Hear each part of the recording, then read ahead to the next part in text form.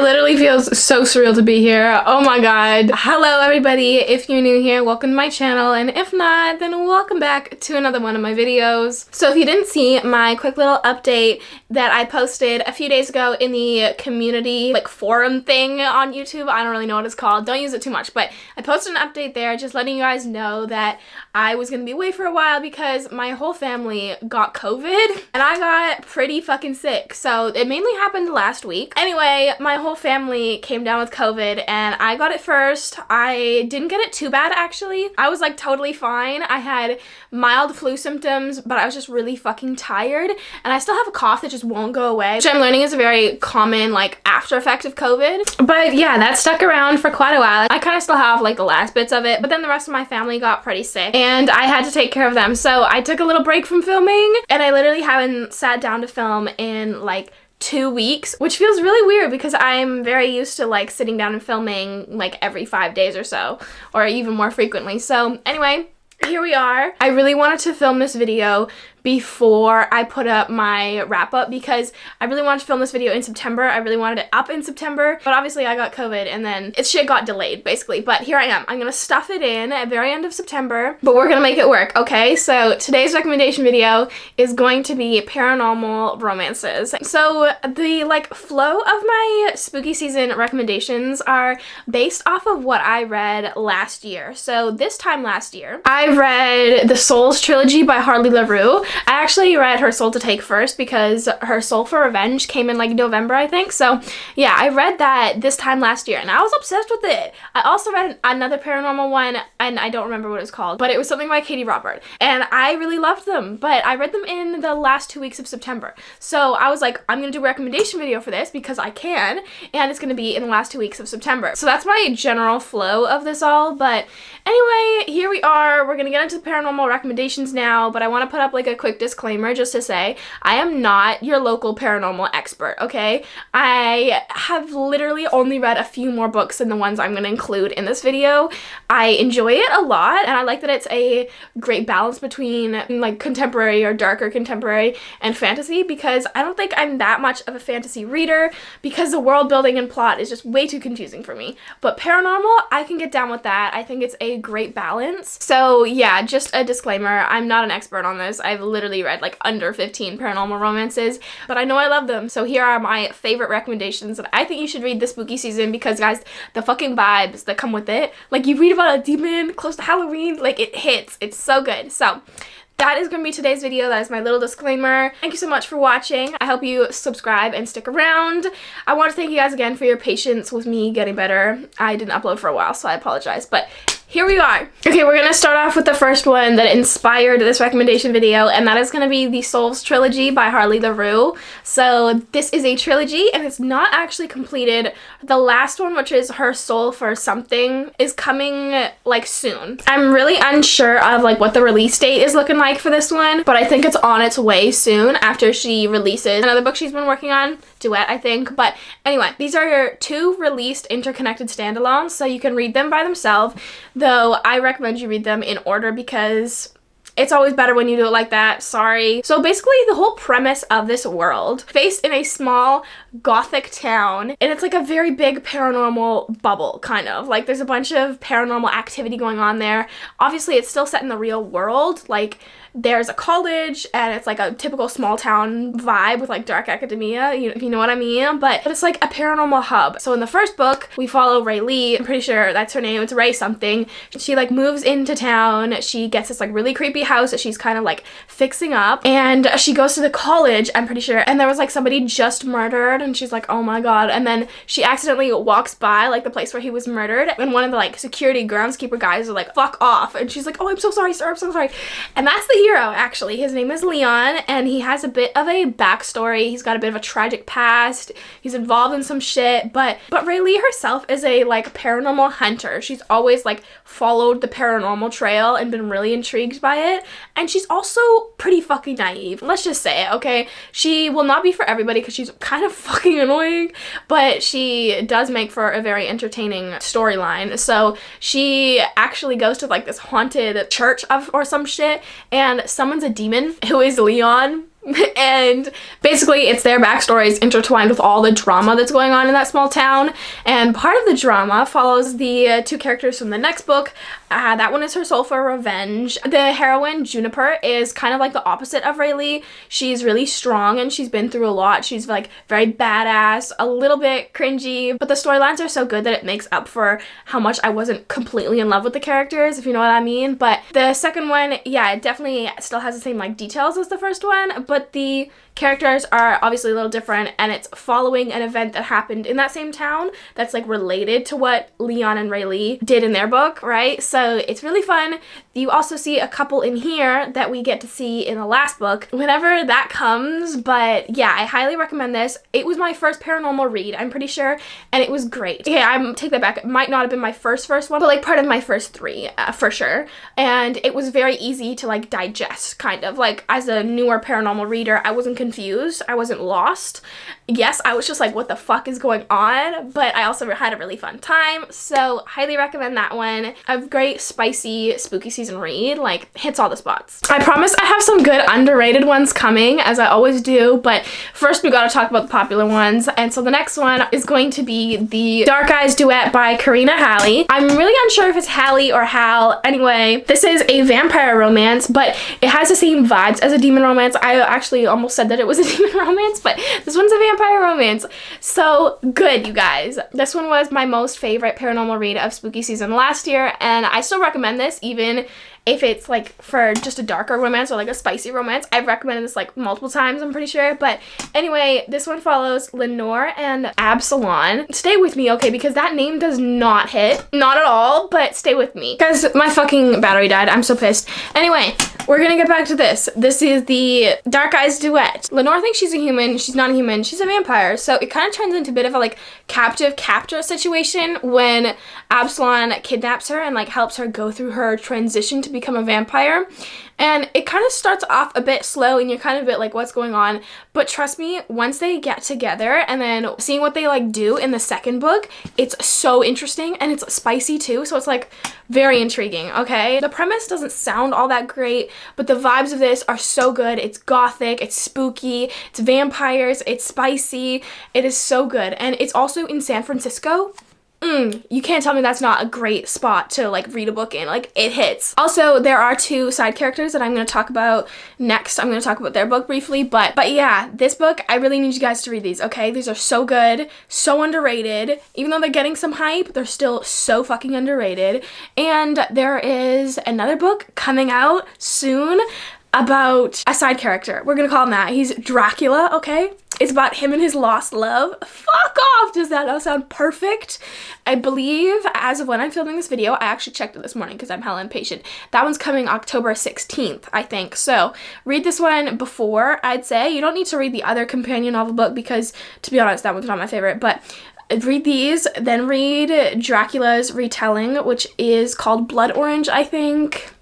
Fuck me, I'm so excited, but I think that one's a standalone, though these books are so freaking good. Just read them. So next I am gonna talk about the book that I was saying is a side character from the Dark Eyes Duet, and their book is called Nightwolf, I believe. I'm just gonna give a quick shout out to this one because it's not my favorite, but that's just because it wasn't for me. The plot way that it took, I guess, is not something that I would have thought of for this couple, and it wasn't really how I wanted it to go. But basically, this is a friends to lovers romance. It's a bit shorter, and it follows two characters that are like tiptoeing around each other in the Dark Eyes Duet, and this is their romance. They have been friends for a very long time. She's actually a human, and she lives in the same house as them, so it's like fourth proximity. And like I said, they live in San Francisco, and they live in a house that's like clouded in a like protective bubble. So like they're not actually there, but they're there. Her mother is their like housekeeper, and they're both human, but she falls in love with a vampire. They become best friends, but obviously they have feelings and every friends to lovers thing. So yeah, it is really great. I love the setup of it. It is so swoony, but it just took a really big turn with death of a parent, and the whole book kind of just like turned in that direction. And I was like, where's the action that I loved in the Dark Eyes Duet because it really wasn't there, but I do recommend you guys read this one. I would say that you should read the Dark Eyes Duet first, and then if you liked it, read this one, but it's quicker and it's a solid read, easy to get through, and it's paranormal, so you know it brings the vibes. Okay, let's get to the underrated ones now, alright? First up, The Sacrifice by Jessica Gadziella. Bitch, this one, I read it in June because I bought it because I couldn't resist, obviously, and I couldn't resist reading it, even though it was in June and I knew it was going to be perfect for spooky season. I read it in June. It might actually have been July. I could be wrong here. This one, drumroll please, is a motorcycle demon romance with witches. And yeah, that's it. Does that not sound phenomenal? Paranormal, MC, witches. That's paranormal, bitch. Yeah, so good. So this one is shorter. It's novella length. I believe it's 222 pages. Yes, I looked at the book before I said that. It's shorter and it's great. It is a little bit fast paced, but honestly, there's not too much detail that you need to follow in this one, so it's great. Perfect book to check off the list for spooky season.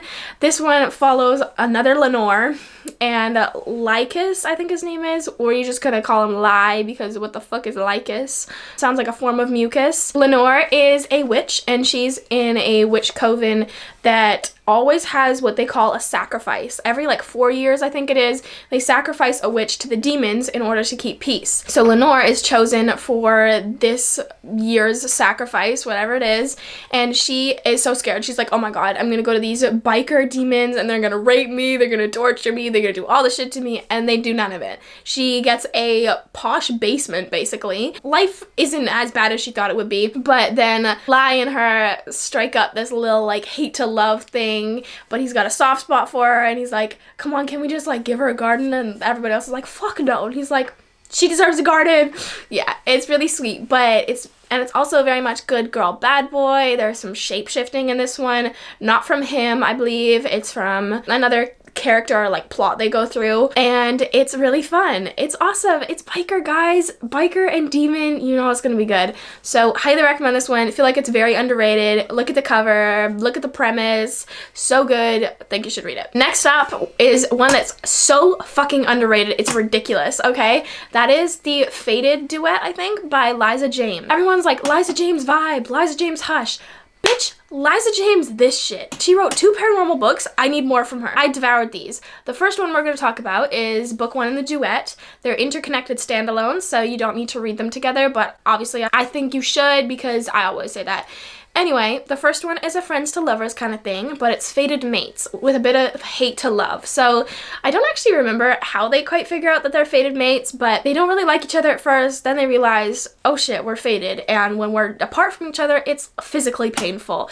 So they have to be together, and it's a bit of a slow burn thing. It follows Elijah and Luna, and Luna's a bit newer to the like paranormal side. Elijah was kind of just like born into it, but it's so good. Last year I went through like a friends to lovers phase. This one hit and it was so good, but I did enjoy the second one a bit more just because it had a bit more like action to it, a bit more steam, a bit more spice, a little bit more happening. Like they go to see fucking Lucifer in hell, guys. It was it. Yeah, the second one is also a bit of a hate to love thing. They're not really friends to lovers, but they have like a bunch of tension because the heroine is Luna's friend, and then the hero is one of Elijah's like brothers. I don't think they're related, but they're like best friends. So yeah, I highly recommend you read this. It's so underrated, guys. The covers, everything about this, loved it, devoured it. Perfect for spooky season, also great paranormal. They are actually angels. They're not like demons or anything, or vampires. They're angels. Doesn't that sound so good? Like, it hits, guys. Next up is a reverse harem one, okay? I don't have any other reverse harems in this one, I don't think.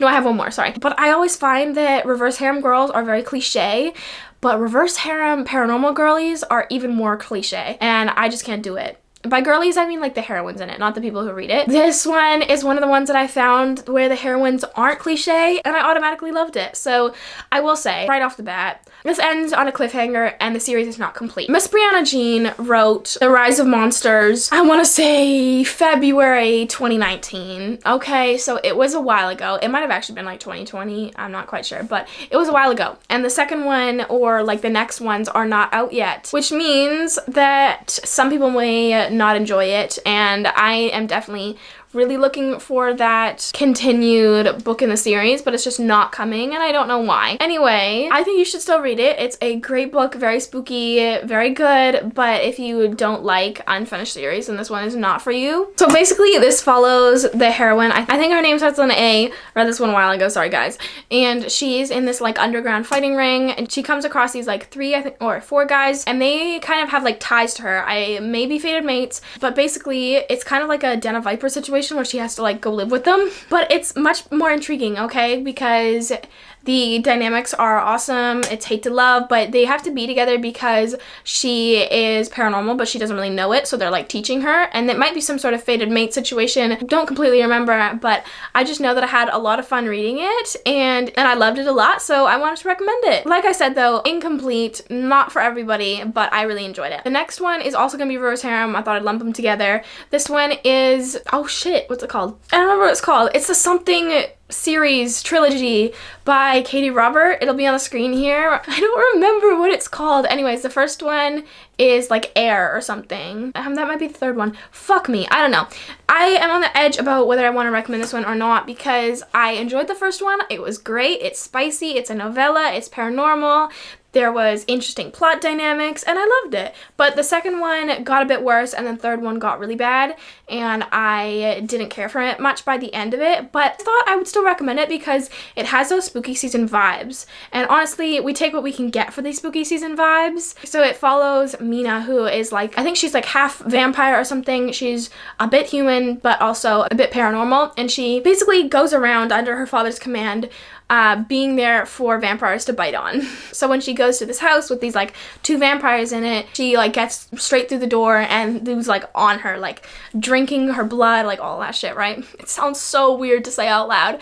I'm struggling. But yeah, this one is really spicy because every time you get bitten, it's like a transformational sexual experience, right? So I would recommend it. It's pretty quick. The novellas are like just over or just under 100 pages, and it's got the vibes, okay? That's what I'm gonna say. Take that as you will. Like, I enjoyed it, but I was on the edge about recommending it. So anyway, I thought I'd throw it in there. You know, I have some extra recommendations for this video, so thought I'd throw it in there. Okay, the last book that I'm gonna recommend is Even in Death by Lilith Roman. This is another novella. I don't know what it is about spooky season novellas, but they just hit.